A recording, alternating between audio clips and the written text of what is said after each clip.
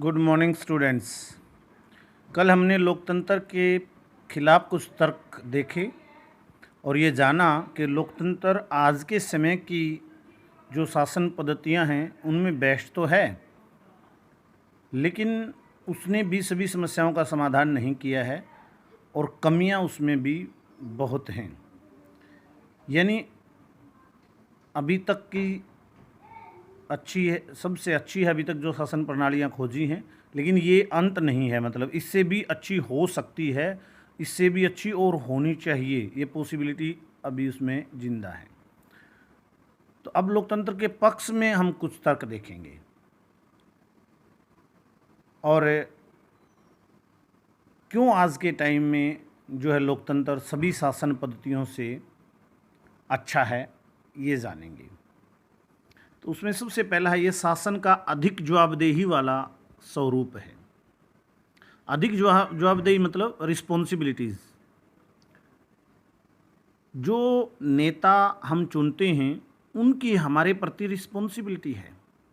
राजा होते थे पहले, उनकी कोई रिस्पॉन्सिबिलिटी नहीं थी, जनता उन्हें नहीं चुनती थी, वो जनता के प्रति जवाबदेह नहीं थे।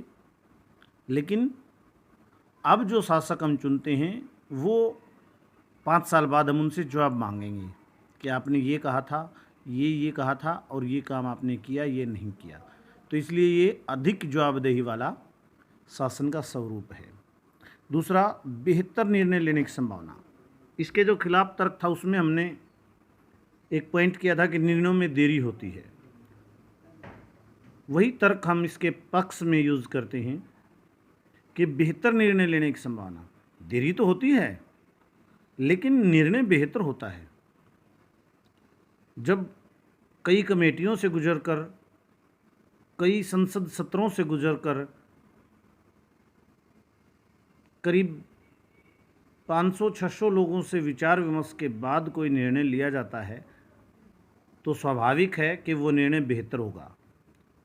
और जब पहले राजा लोग निर्णय लेते थे, एक व्यक्ति अपनी मर्जी से निर्णय लेता था, तो वो बेहतर नहीं होता था। तो लोकतंत्र में निर्णय जो है बेहतर निर्णय होते हैं, अच्छे निर्णय होते हैं। तीसरा है मतभेदों और टकरावों को संभालने का बेहतर तरीका। मतभेद होते हैं, समाज के दो वर्गों में हो सकते हैं, सरकार के भी हमारे यहाँ विभिन्न स्तर हैं, 2 स्तरों में हो सकते हैं, कार्यपालिका विधान पालिका में हो सकते हैं। किसी भी स्तर पर कोई भी मतभेद है तो उसको लोकतंत्र में बेहतर तरीके से सुलझाया जा सकता है, क्योंकि सरकार जो है पक्षपात नहीं कर सकती, वो सभी के प्रति रिस्पॉन्सिबल है और वो सर्वमान्य समाधान खोजने का प्रयास करती है।